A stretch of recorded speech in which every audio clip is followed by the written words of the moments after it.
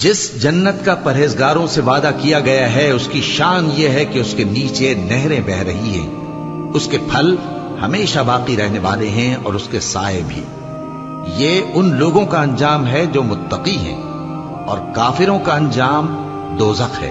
اور جن لوگوں کو ہم نے کتاب دی ہے وہ اس کتاب سے جو تم پر نازل ہوئی ہے خوش ہوتے ہیں، اور بعض فرقے اس کی بعض باتیں نہیں بھی مانتے۔